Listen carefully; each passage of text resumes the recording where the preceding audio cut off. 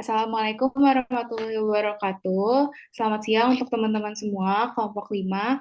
Hari ini kami dari kelompok 4 akan mempresentasikan analisis yang telah kami lakukan, yaitu analisis pengaruh kepadatan penduduk terhadap angka kriminalitas di Provinsi Jakarta tahun 2020 hingga tahun 2024. Sebelumnya, kami ingin memperkenalkan anggota kami.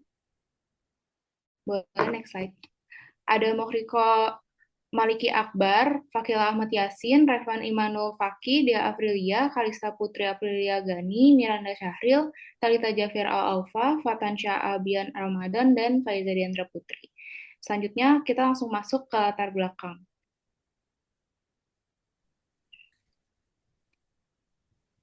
Nah, oke teman-teman, coba kita lihat fenomena di Jakarta sebagai pusat gravitasi ekonomi Indonesia itu, Jakarta punya daya tarik urbanisasi yang luar biasa. Namun, pertumbuhan ini tuh ibarat pedang bermata dua. Jadi, ketika jumlah penduduk manusia itu terus melonjak tanpa terkendali di lahan yang terbatas, maka kita akan menghadapi masalah serius mengenai daya tampung kota, terutama masalah-masalah yang ada di lingkungan sosial seperti itu. Nah, inilah titik awal munculnya berbagai anomali sosial yang akan kita bahas pada hari ini. Ketimpangan ini juga berpotensi besar memicu keresahan sosial yang bermuara pada meningkatnya angka kriminalitas sebagai konsekuensi dari tekanan ekonomi dan minimnya ruang hidup yang layak. Signifikansi periode 2020 sampai 2024 menjadi titik krusial dalam analisis ini, mengingat adanya pergeseran kondisi sosial dan ekonomi yang drastis akibat transisi pasca pandemi dan dinamika pemulihan ekonomi kota. Oleh karena itu, diperlukan analisis ini yang mendalam untuk memahami sejauh mana kepadatan penduduk berkorelasi langsung terhadap fluktuasi angka kriminalitas di Jakarta, guna merumuskan kebijakan preventif yang lebih efektif di masa depan.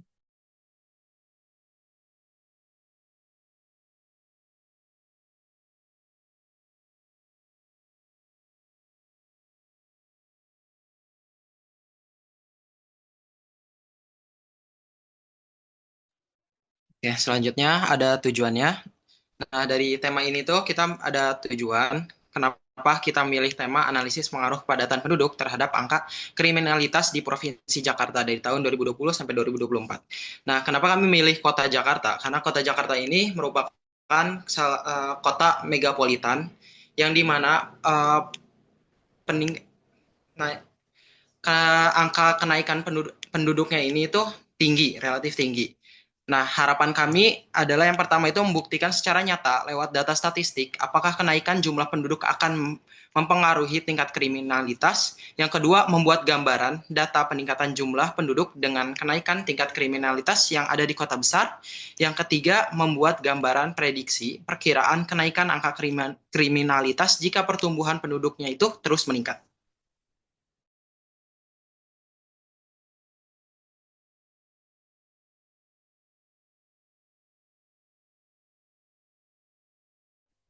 Lalu di sini kita mendapatkan informasi dari website https://jakarta.bps.go.id. Nah, dari data yang kita dapatkan bahwa di tahun 2020 sampai 2024 terjadi kenaikan pertumbuhan penduduk yang dari awalnya 10,56 juta jiwa menjadi 10,7 juta jiwa. Provinsi DKI Jakarta ini memiliki tingkat kepadatan penduduk yang tinggi akibat urbanisasi dan pertumbuhan penduduk yang pesat. Kondisi ini dapat menimbulkan berbagai permasalahan sosial, salah satunya meningkatnya potensi kriminalitas akibat persaingan ekonomi dan keterbatasan sumber daya. Pada periode 2020 sampai 2024, terjadi berbagai perubahan kondisi sosial dan ekonomi yang diduga mempengaruhi angka kriminalitas. Oleh karena itu, perlu dilakukan analisis untuk mengetahui pengaruh kepadatan penduduk terhadap angka kriminalitas di daerah khusus ibu kota Jakarta.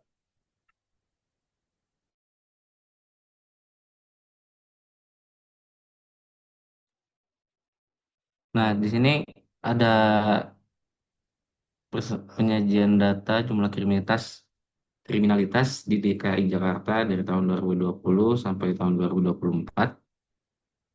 Jadi data yang disajikan di dalam statistik kriminalitas di Provinsi DKI Jakarta ini mencakup dari dua sumber data. Yang pertama, dari data dari statistik politik dan keamanan Polkam. Lalu data ini dikumpulkan dari registrasi laporan di seluruh jajaran kepolisian yang ada di DKI Jakarta seperti Polda Metro Jaya dan 6 kepolisian resort, Polres Kabupaten atau Kota tahun 2020 sampai tahun 2024. Kedua adalah bersumber dari web Pusiknas PP Polri go.id. Data tersebut hasil registrasi Polda dan Polres di mana menggambarkan situasi keamanan yang merupakan kejadian kejahatan yang dilaporkan masyarakat dan kejadian yang pelakunya tertangkap tangan atau sudah ke tahap penuntutan.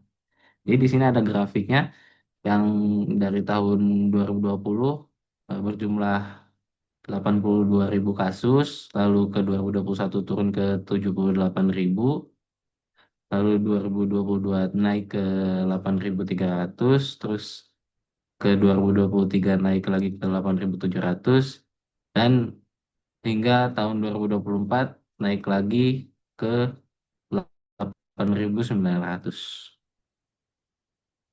88.000, 89.000, ya. Gitu.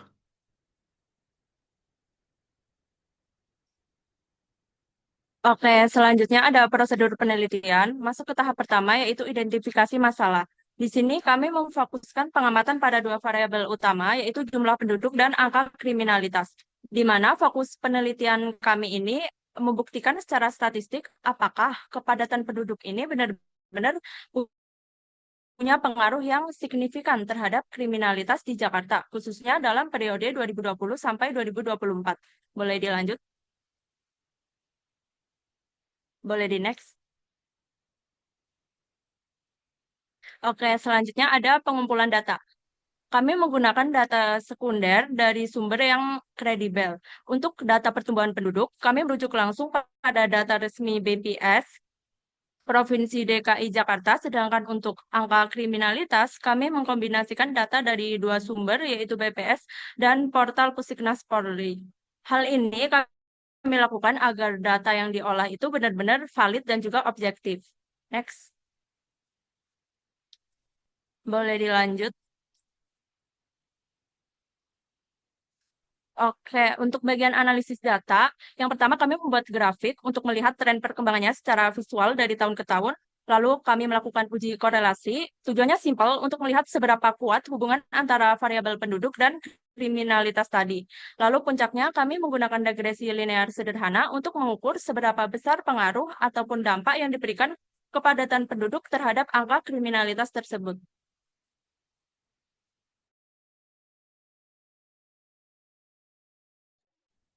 Nah, selanjutnya ada interpretasi hasil. Jadi hasil yang kami peroleh setelah melakukan penelitian ini, yang pertama itu dapat menjelaskan hasil analisis data yang diperoleh dan menentukan apakah terdapat hubungan antara kepadatan penduduk dan kriminalitas. Nah, selanjutnya kesimpulannya. Kesimpulan dari penelitian kami yaitu pertumbuhan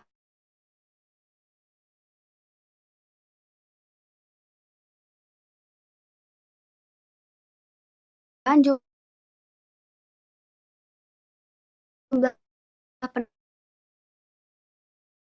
penduduk di Jakarta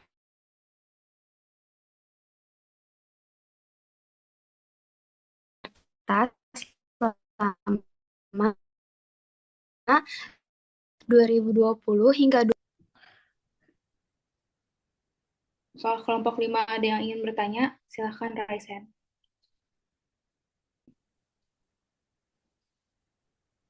Oke, silahkan Maila, pertanyaannya. Oke, baik. Jadi pertanyaannya, jadi di kesimpulan tadi kan disebutkan bahwa pertumbuhan penduduk Jakarta terus bertambah dalam kurun waktu 2020 sampai 2024. Jadi pertanyaan saya adalah faktor apa saja yang mempengaruhi pertumbuhan dan penambahan dari penduduk DKI Jakarta dalam kurun waktu tersebut? Terima kasih. Oke, makasih. Pertanyaannya kita tampung dulu. Lanjut buat Raisya, silakan pertanyaannya. Baik, di sini aku mau bertanya mengenai tindak kriminal apa yang paling banyak dilakukan setiap tahunnya di Provinsi DKI Jakarta. Terima kasih. Oke, terima kasih. Untuk kelompok 4 mungkin boleh langsung dijawab pertanyaan dari kelompok kami. Terima kasih. Oke. Izin menjawab pertanyaan tadi yang faktor yang mempengaruhi pertumbuhan dan penambahan penduduk DKI Jakarta di waktu 2020-2024 itu sebenarnya ada banyak faktor. Jadi fenomena namanya itu COVID-19 dan adanya pemulihan pasca pandemi.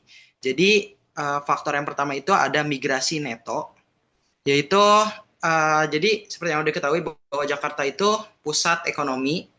Jadi banyak orang yang migrasi gitu. Maksudnya itu ada banyak orang yang datang ke Jakarta yang menyebabkan penduduknya itu mulai meningkat. Selanjutnya ada pertumbuhan alami. Nah, di tahun di yang diakibatkan itu melonjak signifikan akibat gelombang varian Delta saat itu. Selanjutnya ada penduduk yang sama tinggal di Jakarta ini namun ber-KTP itu dari KTP daerah. Terus selanjutnya itu ada penyangga ekonomi atau bottleneck. Yaitu jadi pertumbuhannya itu dipengaruhi karena mobilitas penduduk dari kota-kota satelit. Contohnya itu seperti Bogor, Depok, Tangerang, dan Bekasi yang bekerja di Jakarta. Mungkin itu. Apakah terjawab? Terjawab, terima kasih. Oke, terima kasih. Oke, izin menjawab untuk pertanyaan kedua. Yang tadi pertanyaannya itu adalah faktor apa saja tindak kriminal yang sering terjadi di DKI Jakarta.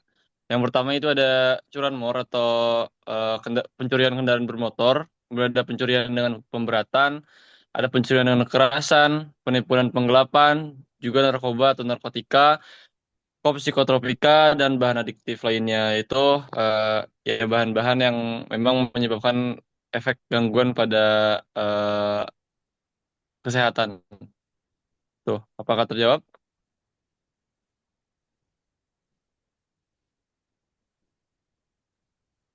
Terjawab, terima kasih. Oke, karena semua pertanyaan sudah terjawab, sekian presentasi dari kelompok kami, kelompok 4. Terima kasih untuk kelompok 5 atas partisipasinya. Wassalamualaikum warahmatullahi wabarakatuh.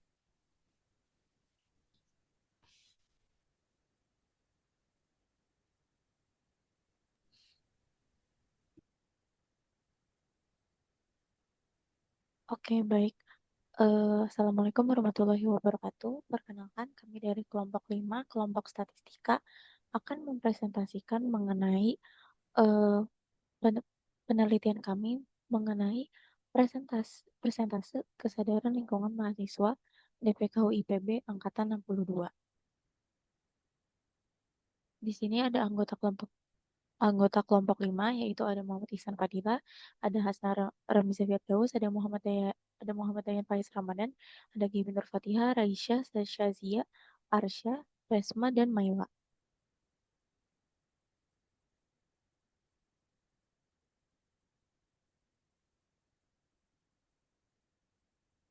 Dan di sini ada latar belakang dari penelitian kita yang akan dibacakan oleh teman kelompok saya. Kesadaran lingkungan mahasiswa PPKU IPB Angkatan 62 menjadi isu yang penting karena mahasiswa IPB diharapkan dapat berperan sebagai garda terdepan dalam mendukung visi Green Campus. terutama di tengah meningkatnya permasalahan lingkungan dan krisis iklim global. Sebagai mahasiswa tahun pertama, Angkatan 62 masih berada dalam tahap penyesuaian, termasuk dalam membangun kebiasaan yang lebih ramah lingkungan. Hal ini terlihat dari aktivitas sehari-hari, seperti penggunaan plastik sekali pakai, pengolahan sampah, serta efisiensi energi di asrama maupun di common classroom atau di. Nah, di sisi lain, meskipun sebagian mahasiswa sudah memahami isu lingkungan, belum tentu hal tersebut tercermin dalam tindakan sehari-hari. Karena itu, diperlukan pengukuran untuk melihat persentase tingkat kesadaran lingkungan mahasiswa PPKU IPB Angkatan 62, baik dari segi pengetahuan, sikap, maupun perilaku, sehingga bisa memberikan gambaran kondisi yang sebenarnya di lingkungan kampus.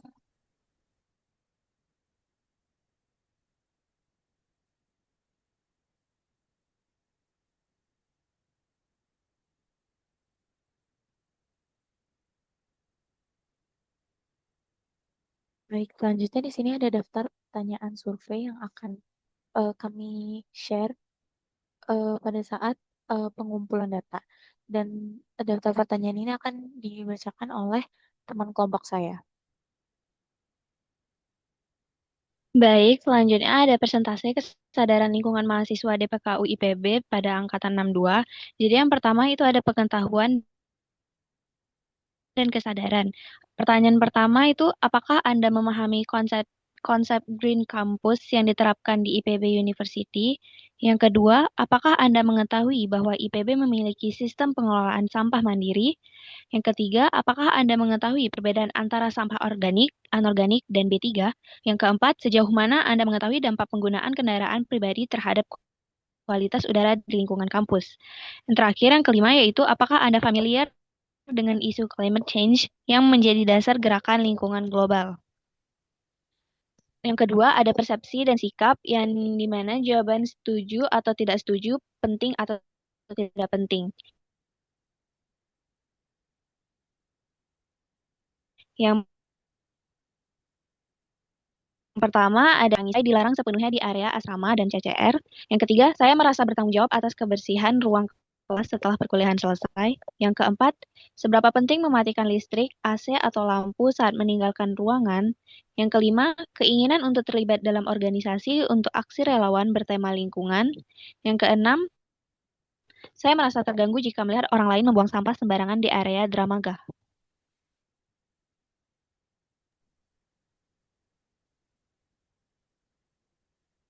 Baik, selanjutnya ada pertanyaan mengenai perilaku sehari-hari. Jadi di sini ada beberapa jawaban. Ada selalu, sering, kadang-kadang, jarang, bahkan tidak pernah. Dan di sini kita ada 7 pertanyaan. Perihal hal tersebut, yang pertama, berapa sering Anda membawa botol minuman sendiri saat pergi kampus? Hingga apakah Anda membawa tumbler atau wadah makanan untuk mengurangi penggunaan plastik sekali pakai? Nah, selanjutnya ada fasilitas dan evaluasi. Sini kita ada 4 pertanyaan. Yang pertama adalah apakah jumlah tempat sampah terpilah di sekitar gedung kuliah DPKU sudah memadai? Lalu apakah ketersediaan titik air minum gratis atau water station mempengaruhi frekuensi Anda membawa botol sendiri? Hingga apa hambatan utama Anda dalam menerapkan gaya hidup ramah lingkungan di kampus?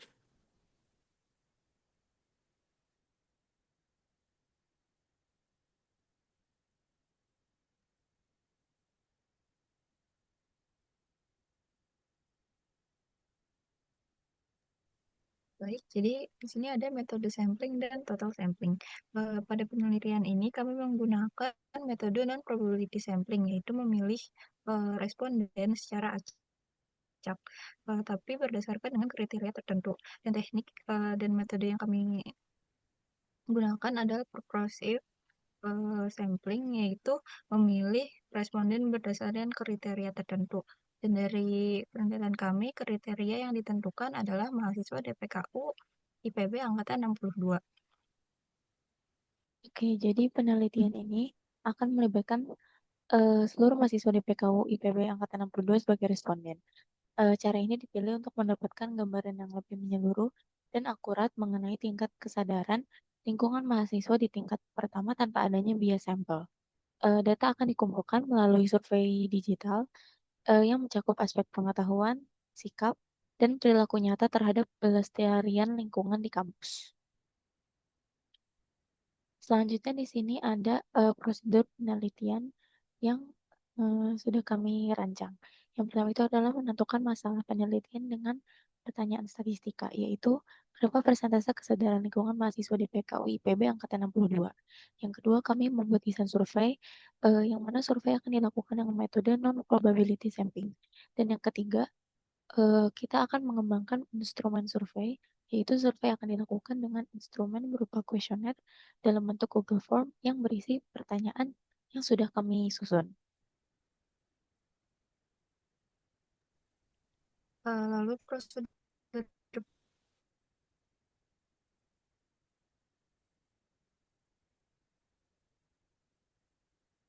penelitian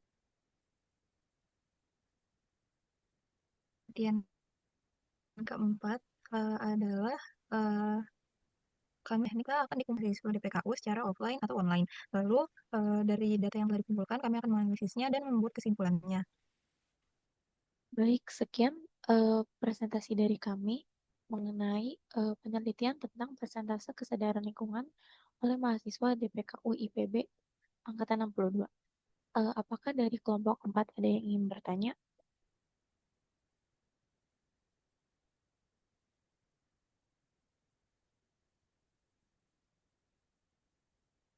Oke, sepertinya ada pertanyaan dari Dea Aprilia. Boleh disampaikan pertanyaannya? Baik, terima kasih atas kesempatannya. Jadi aku mau nanya, penelitian kalian ini kan membahas mengenai lingkungan, di mana seringkali terkena bias. Responden tuh cenderung memberikan jawaban yang terlihat baik secara sosial daripada kenyataan aslinya. Nah, bagaimana kelompok kalian memitigasi resiko ini pada kuesioner agar data yang didapat ini benar-benar mencerminkan perilaku asli responden? Terima kasih. Oke, terima kasih Dea Aprilia atas pertanyaannya. Apakah ada lagi yang ingin bertanya dari Pat?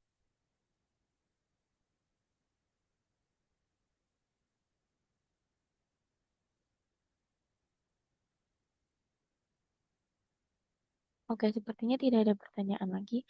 Jadi, Boleh kami... bertanya satu lagi, Arsya? Oh, oke. Silakan pertanyaannya. Tadi kalian ambil sampelnya dari angkatan 62 ya. Jadi kenapa mahasiswa tingkat pertama itu, yaitu angkatan 62, menjadi target yang sangat spesifik bagi kalian untuk penelitian kesadaran lingkungan di kampus seperti itu. Jika penelitian ini dilakukan pada mahasiswa tingkat akhir, variabel apa yang kira-kira akan berubah drastis? Seperti itu, terima kasih. Oke, terima kasih kelompok 4 atas pertanyaannya. Kami dari kelompok 5 akan berdiskusi terlebih dahulu untuk menjawab pertanyaan dari kalian. Baik, sebelumnya aku izin jawab pertanyaan kenapa kita itu memilih mahasiswa DPKU IPB angkatan 62. Jadi menurut kita angkatan 62 itu sangat menarik karena sebagai anak baru mereka itu dalam masa transisi di mana kebiasaan mereka itu masih dibilang masih fresh lah dan juga terpusat di area DPKU atau juga asrama. Sehingga kita itu bisa mengukur seberapa ampuh sih Green Campus IPB ini tertanam sejak dini sebelum mereka itu bisa dibilang tercampurlah gaya hidupnya dengan kehidupan senior. Lalu jika penelitian ini dialihkan ke mahasiswa tingkat akhir, menurut kita variabelnya itu akan berubah drastis karena mereka itu nggak lagi bergantung pada aturan asrama atau juga Green Campus IPB lah, melainkan lebih banyak menggunakan kendaraan pribadi dan juga untuk mobilitas skripsi serta menghasilkan lebih banyak sampah plastik dari layanan antar makanan karena kesibukan mereka juga yang tinggi kan. Selain itu, tingkat pengetahuan mereka itu akan bergeser dari sekedar wawasan umum menjadi sangat teknis sesuai jurusan masing-masing. Tapi di sisi lain, kepedulian mereka itu terhadap aksi lingkungan biasanya mulai luntur karena energi dan juga fokusnya mereka itu udah tersita sepenuhnya lah untuk mengejar target kelulusan. Apakah terjawab? Baik, terima kasih.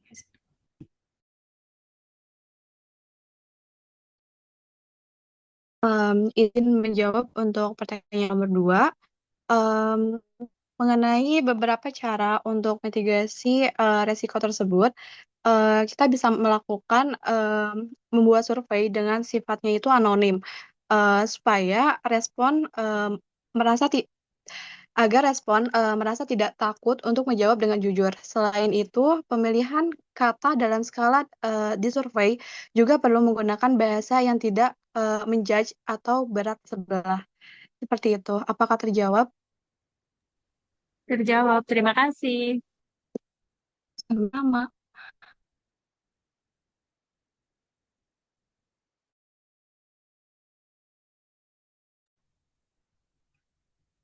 Arsya, maaf, mute, masih mute. Baik, teman-teman. Sekian presentasi dari kelompok 5 mengenai persentase kesadaran mahasiswa IPB, mahasiswa DVKU IPB angkatan 62. Kurang lebihnya mohon maaf. Assalamualaikum warahmatullahi wabarakatuh. Waalaikumsalam warahmatullahi wabarakatuh.